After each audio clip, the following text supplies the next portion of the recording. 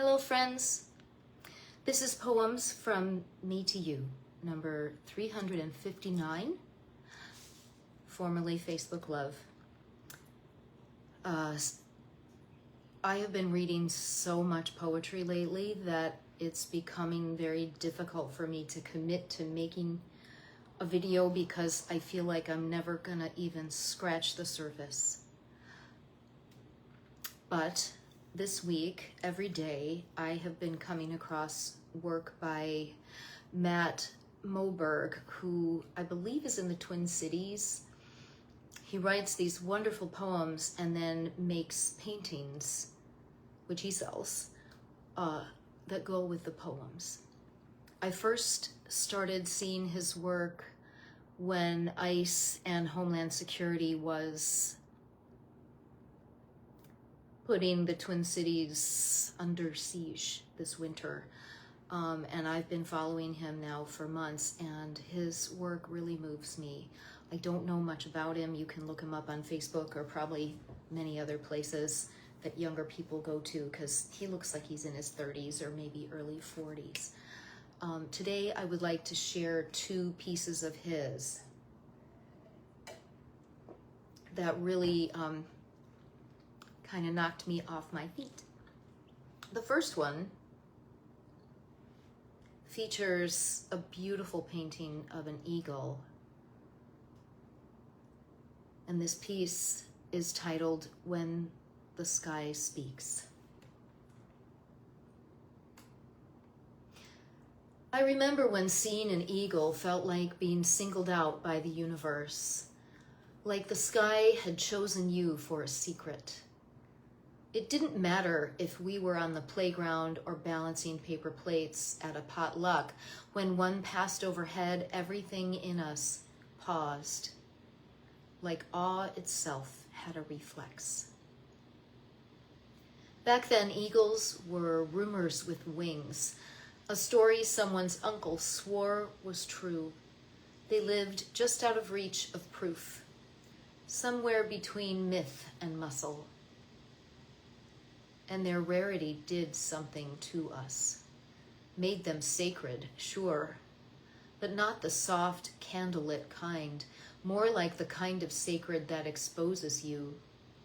Seeing one didn't just baptize the sky, it baptized us, all of us, down here stumbling through a world we had already started breaking, and were not yet brave enough to call it harm. It was like the distance between us and them was a quiet accounting of everything we hadn't learned how to love without ruining. But now, they're everywhere.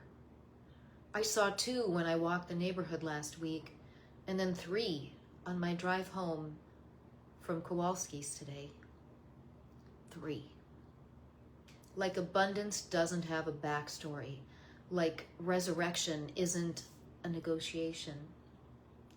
They're posted up on light poles, like they've always belonged to the ordinary, like they didn't claw their way back from the edge of our neglect. They cut across highways that cut across the earth, circle rivers that used to carry more poison than memory.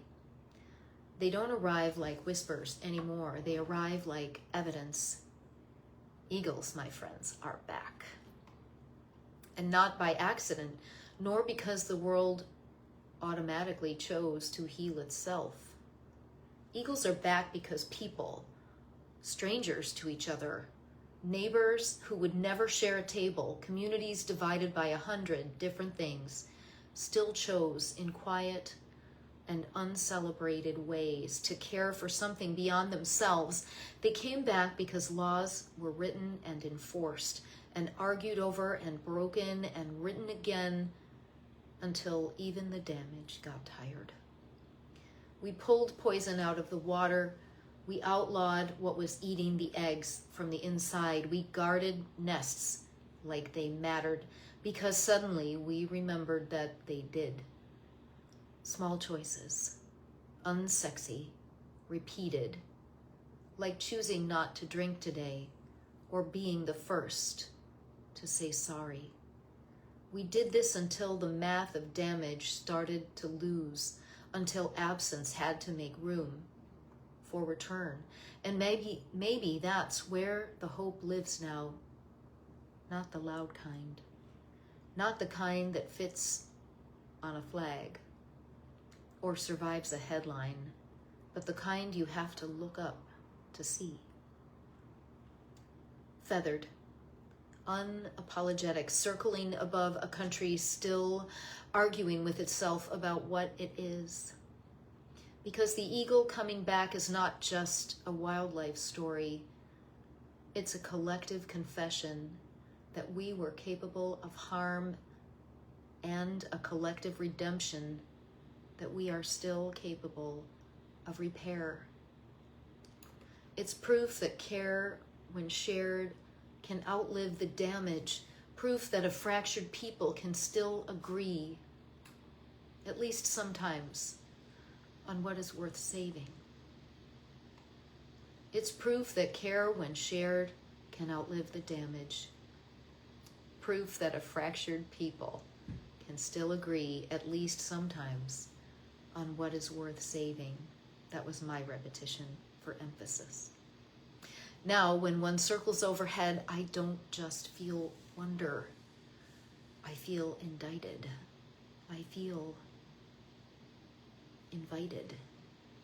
Like the sky is still speaking, not in metaphor, but in consequence.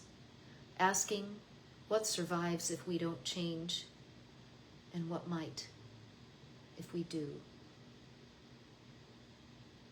When the Sky Speaks by Moberg. That's my offering for Earth Day.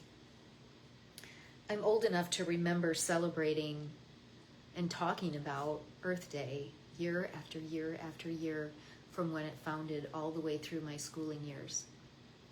It shocks me now that conserving the earth, saving the earth, is now something people argue about as if doing things to care for this fragile place is radical or too expensive. How do you put a price on something that keeps the planet that literally supports our lives able to support our lives? Silly me. I want to give you another. This one I saw today. The painting is a pyramid of people with more people on top of them, with more people on top of them. Many, many, many layers, all colors, all different kinds of outfits. This one is called Shoulders on Shoulders. We all love these stories, the rags to radiance resurrections, where a nobody claws their way into a name with dirt and blood under their nails, only to arrive at the top and call it destiny. We lacquer these stories until they gleam, mount them like a trophy in glass-walled rooms, feed it to children before they've learned to see the fingerprints smudged all over their own becoming. This is the pump in the American dream, this belief that a body can become its own ladder, whittle bone into rungs and climb clean out of the night. I don't buy it though, because I've seen a lot of ladders and not once have I seen one rise. I've only seen them rest, lean, give its weight to another. I've only seen the same in you and me as well. Which begs the question, do you know whose shoulders are beneath your standing? Can you name who held you upright when your legs were wet as paper? Do you remember the voice that taught your mouth to shape hope? Tell me about the ones who swallowed the storms just so you could stand in the sun. None of us rise. All of us are raised. Each of us are a collage of other people's mercies, a patchwork stitched from borrowed fire.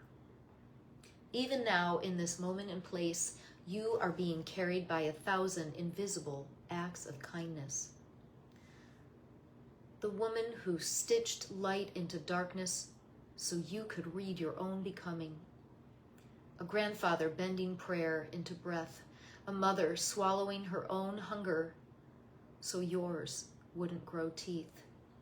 A stranger who met you with kindness when they owed you nothing at all. The ground beneath our feet is crowded. You didn't arrive on your own.